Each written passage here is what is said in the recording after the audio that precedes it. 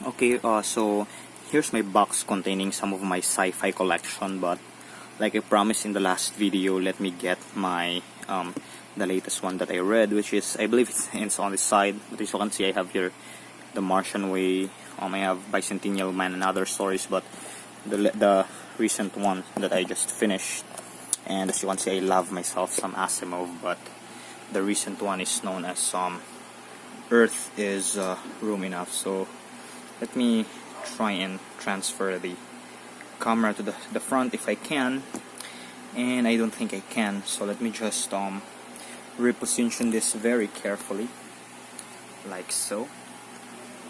You can't see my bed there, but alright, so it's just a trial. Okay, so Earth is Room Enough. This one is a short story anthology by Isaac Asimov, published in 1957.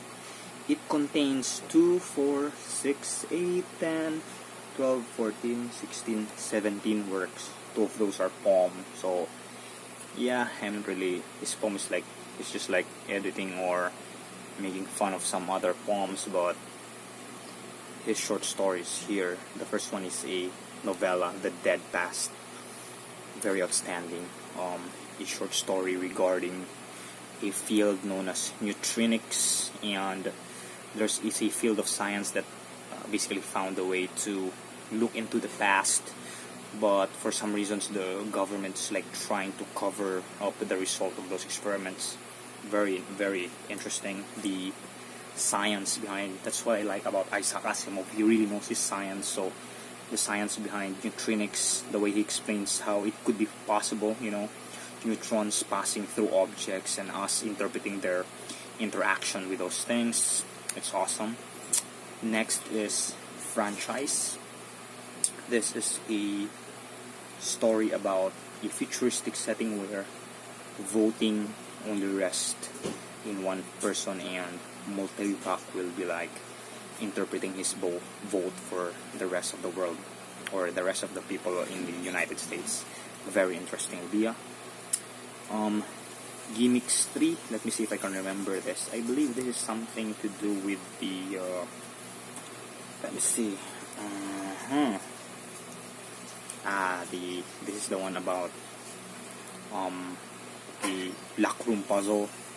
He had a like deal with the devil and how he could come out with a room.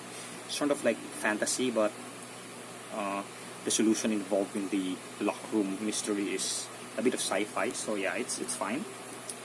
Though kid stuff. Yeah, the guy. This is a little bit fantasy. A guy who is a fantasy writer, and then an insect like showed himself to him, and then told us about their world, that they can control us and so on. It had a nice twist. The Watery Place, very short story, comedic, but it's good. Living Space. This is about, let me see if I can recall this. Living Space.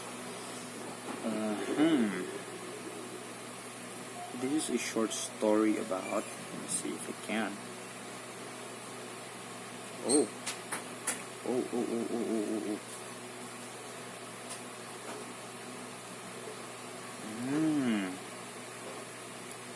This is amazing.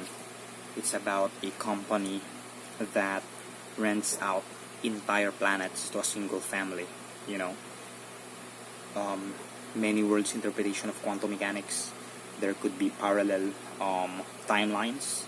So some people are placed in timelines where no plants and animals ever evolved on Earth. So you have the Earth for yourself. Very amazing. The Message. This one, yeah, a short story about time travel. It could have been longer, it could have been better, but it's fine. Satisfaction Guaranteed, a robot story.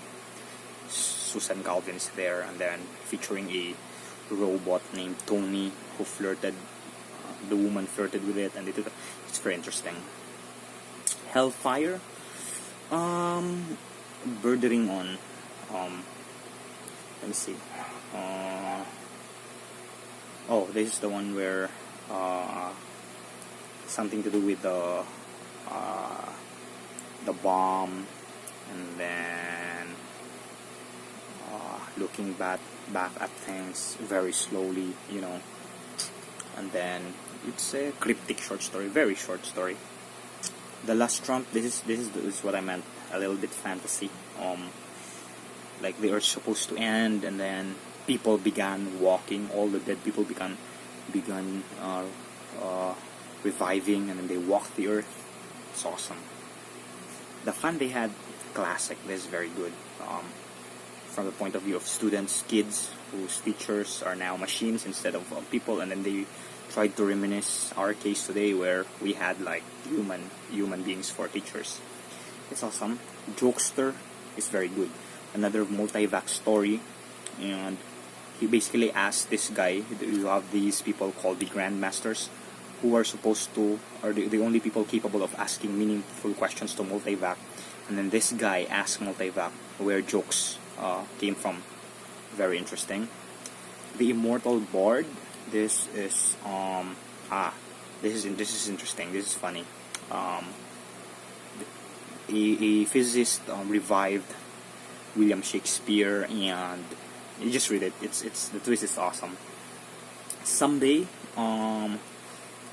futuristic robot story about people don't know anymore how to, write symbols.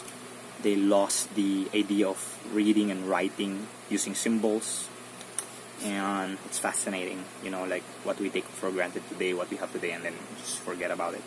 Dreaming is a private thing. It's also very good. Like the idea that there are people who create dreams that we can like try to explore, and then Asimov has this question. He reversed the question because basically usually we ask people like talented people who like make movies or come up with stories. We tell them, where do you get this idea? And then in here the main character like ask the question, what if like they don't want that, and then what they really want to ask is how do we what is our secret, we normal people, so that we don't keep on getting those ideas? Because Asimov showed that having those talents is not actually like always for the better, like there are some disadvantages. So yeah, very very interesting. This is a battered book, as you can see here. It's like torn. I put a cartoon there, I fixed it, but it's all good. Okay, so Earth is Room Enough by Isaac Asimov, one of my favorite sci-fi writers of all time. Very amazing. Get it? Yeah.